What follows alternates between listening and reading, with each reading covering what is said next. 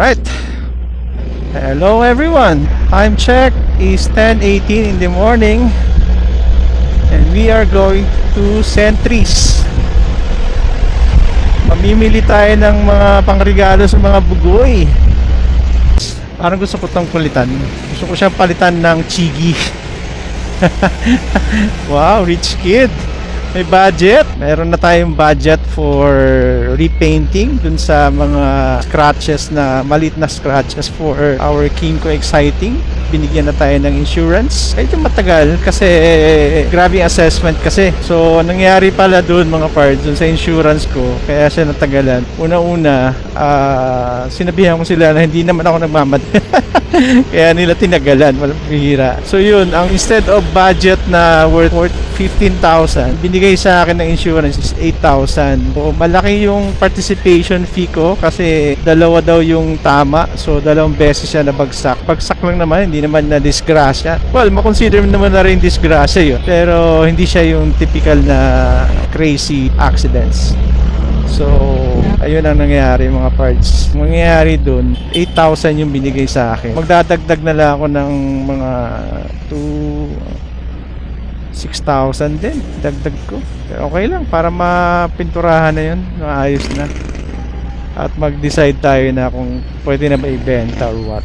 Tsaka yun yung turning point ko kasi para kung ibenta ko siya o hindi. Dapat pala noon nung nag-decide akong kumuha ng big bike, dapat pala nag-clutch na ako.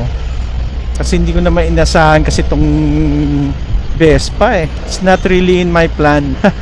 Nung nagka-problema lang ako sa traffic, lang ako nag-decide na magkaroon tayo nitong maliit na motor. Yun ang dahilan doon. Kasi so far, grabe ang traffic ngayon. Sobra ang traffic ngayon mga parts. So, bakit ako sa Sentries pupunta? Bibili tayo ng something for the boys na pwede natin iparaffle. Kasi wala akong naisip talaga this month eh. Sobrang busy kasi sa shoot. Kaya, ang maisip ko na lang today is yung something, mga tools na pwedeng gamitin sa motor.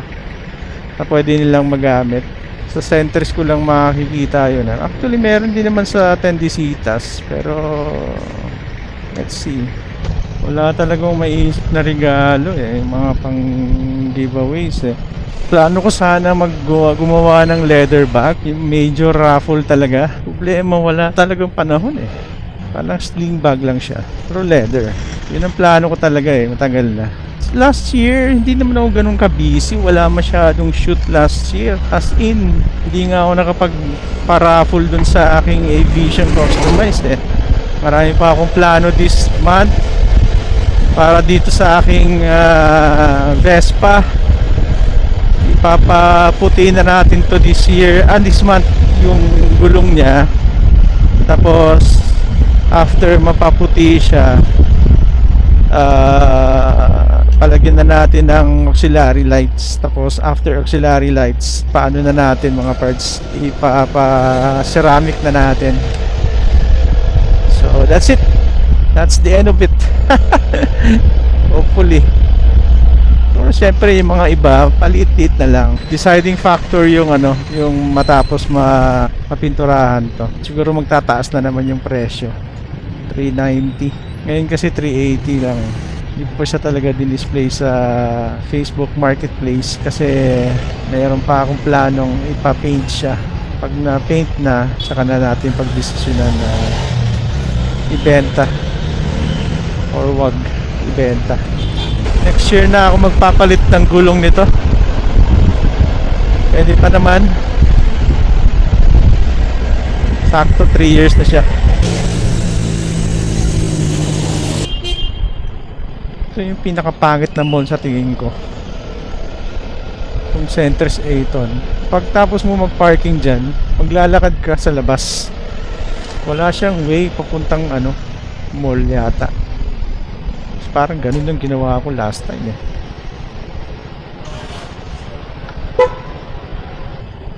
Wala daw parking ang motor. Hihira naman. Motor market. Yeah. Tayo. Motor market.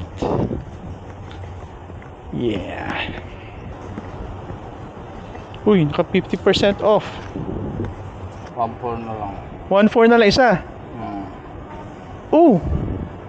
Hindi nga. Oh, dati ano siya, 2,990. 1.4 na. Maganda kaya yan, bestseller? I mean, Maganda yan siya. Makakapit yan. Hindi madalas sa ano. talaga? Yan ang kadalasan binibili ng pampesto. Talaga, maganda yung bestseller. So, naka 50% off. Hanggang kailan yung 50% nyo? Hanggang ano pa po sir, katapusan. Papasok ako mamaya. Pwede ko ba iiwan muna? Punta lang muna ako sa mall, ha? Pabili ng turon. Magkano turon? Pwede ba Gcash? Pwede po. Okay, isa. Talaga sir. Oo. Mag-hi kayo. Hello, DIY. Dito tayo bibili ng regalo. Mga pang boys. For the boys.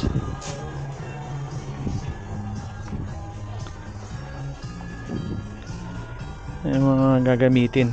Sa rin mahal pala.